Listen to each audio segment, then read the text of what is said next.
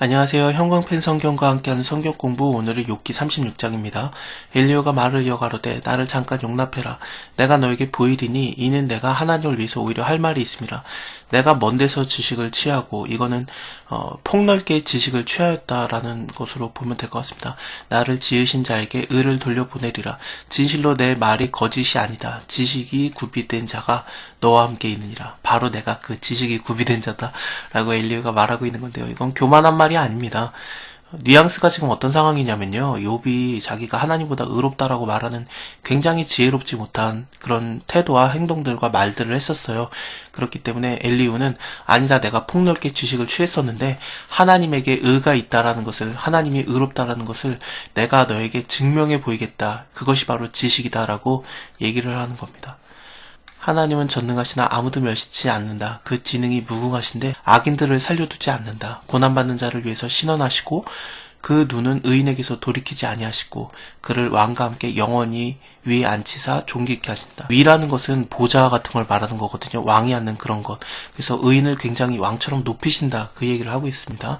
혹시 그들이 누설에 매이거나 사슬이라고 보면 될 것 같습니다. 사슬에 매이거나 환란의 줄에 얽혀 있으면은 그들의 소행과 허물을 보이사 그 교만한 행위를 알게 하시고 그들의 귀를 열어서 교훈을 듣게 하시며 명화에서 죄악에서 돌이키게 하신다. 이거에 대해서는 33장에서 한번 엘리후가 얘기를 했었습니다. 잠깐 33장을 먼저 보면요, 여기 14절을 보면은 사람은 무관히 여겨도 하나님은 한 번 말하고 다시 말씀하시는데, 사람이 침상에서 졸며 깊이 잠들 때나 꿈에나 밤의 이상 중에 사람의 귀를 여시고 인치듯이 교육하시는 게 무엇인가?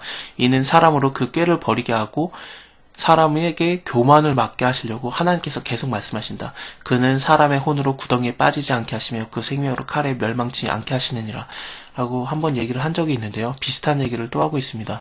그 교만한 행위를 알게 하시고 그들의 귀를 열어서 교훈을 듣게 하시며 명화에서 죄악에서 돌아오게 하시는 것, 하나님께서 이것을 하고 계신다. 만일에 그들이 청종하면은, 그러니까 사람이 행동을 잘했기 때문에 하나님한테 보상을 받는 게 아니라 하나님의 말씀을 들어서 청종을 하고 섬기면은 형통한 날을 보내게 된다. 하나님의 말씀을 순종하는 것이 좋은 거지, 그것이 순종하는 것이 제사보다 난 거지, 내 행동이 나를 의롭게 하는 건 아니에요. 욥이 내가 언제 뭐 잘못했던가, 내가 언제 내가 그랬던가라고 굉장히 많이 말을 했었잖아요. 그런 행동을 잘했다라고 하나님께서 그에게 보상하시는 것이 아닙니다. 몇 차례에 걸쳐 야곱의 예를 들었습니다만, 야곱이 하나님한테 잘했던 게 무엇인가, 유익하게 했던 게 무엇인가, 없어요. 근데 왜 야곱이 그렇게 하나님한테 사랑을 받았는가?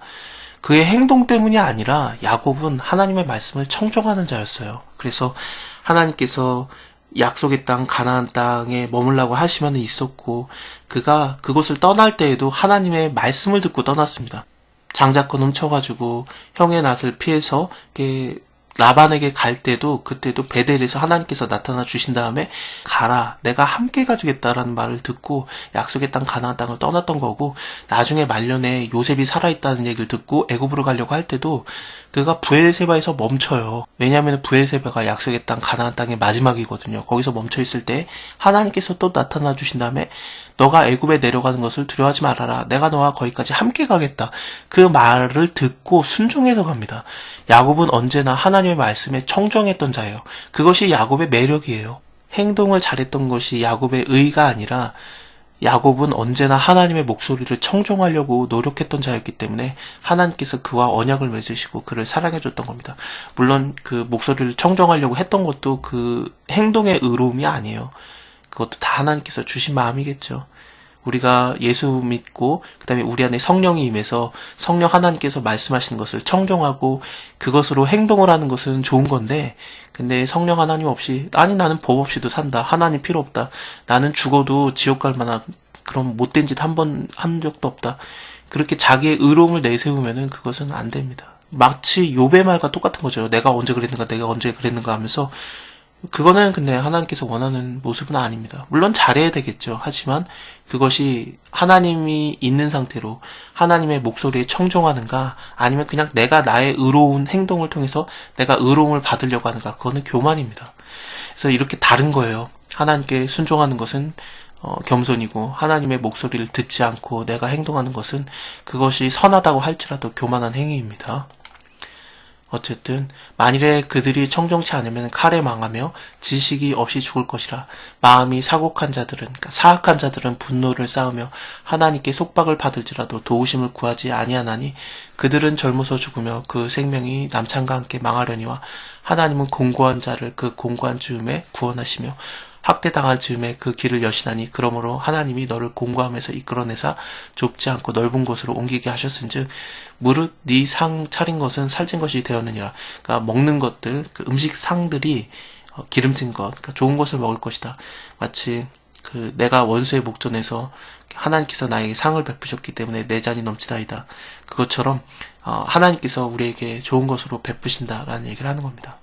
이제는 악인의 받는 벌이 너에게 가득하였고 심판과 공의가 너를 잡았으니, 그러니까 하나님께서 너를 지금 괴롭게 하고 있는 것은 근데 너를 구원하시려고 하는 거기 때문에, 네가 너무 교만하기 때문에 하나님께서 너를 공고케 하는 건데, 근데 너를 이끌어내실 것인데 이 받는 것들에 대해서 네가 분노함으로 대적하지 말아라. 대속함을 얻을 일이 큰즉 스스로 그릇되게 하지 말아라. 너의 부르짖음이나 너의 세력이 어찌 능히 너를 공고한 것에서 너를 유익하게 할 수 있느냐. 네가 아무리 노력해봤자 너의 힘으로써, 너의 능력으로서 그 공고에서 너를 빠져나오게 할 수 없다. 하나님께서 너를 이끌어내실 것이다. 너는 밤, 곧 인생이 자기의 곳에서 재함을 받을 때를 사모하지 말 것이다. 이 밤이라는 거는 굉장히 좀 문학적인 표현이라고 보면 될 것 같습니다. 비유적인 것 같아요. 왜냐면은 21절에 삼가 악으로 치우치지 말라, 이것과 연관이 되는 것 같거든요. 그러니까 밤이라는 것은 아마도 악을 말하는 것 같습니다. 네가 밤, 어두움, 악으로 치우치는 것, 그런 것들을 사모하지 말라. 너가 환난보다 그 어두움을 더 사모했었는데 하나님은 그 권능으로 큰 일을 행하시다니 누가 그같이 교훈을 베풀 수 있겠느냐. 누가 그를 위해서 그의 길을 정하였느냐. 누가 말하기를 주께서 불의를 행하셨나이다 할 수 있으랴. 너는 하나님의 하신 일 찬송하기를 잊지 말아라. 인생이 그 일을 노래하였느니라. 욥기 1장에서는 욥이 아무리 고난당하고 재앙을 당하는 중에서도 하나님을 찬양하는 것을 했었는데, 근데 지금은 그렇지 못하고 있잖아요. 찬송하는 일을 잊지 말아라. 계속 찬양해라. 하나님 왜 이런 일이 일어납니까? 도대체 하나님의 뜻이 뭡니까? 항상 기뻐하라. 쉬지 말고 기도하라. 범사에 감사하라. 이는 예수 안에서 너희를 향한 하나님의 뜻이니라 라고 돼 있잖아요.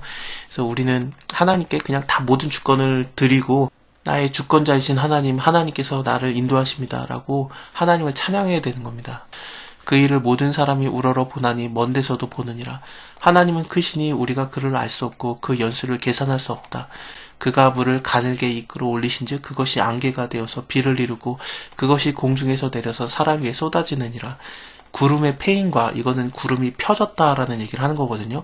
구름이 펴진 것과 그의 장막이 울리는 소리를 누가 능히 알랴. 하늘이 하나님의 장막이기 때문에 이 장막에서 울리는 소리, 아마도 천둥번개를 말하는 것 같아요. 바로 밑에도 번개 같은 것이 나오거든요. 그가 번개를 빛으로 자기 사면을 두르며 바다 밑에 가리우시며 이런 것들로 만민을 징벌하시며 이런 것들로 식물을 풍비 주시느니라. 하나님께서는 이런 번개 같은 거, 비 내리는 것을 통해서 만민을 징벌하기도 하지만 또 음식을 많이 주시기도 하는, 한 번에 이렇게 완전히 극과 극의 일을 하실 수 있는 거죠. 그는 번갯빛으로 그 두 손을 싸시며 그것들을 명하사 표대를 맞추게 하시다니 그 울리는 소리가 풍우를 표시하고 혹은 폭풍을 표시하고 육축에게까지 그 올라오는 것을 표시하느니라. 자, 다음에 엘리후의 마지막 이야기를 보겠습니다. 감사합니다. 다음에 뵐게요.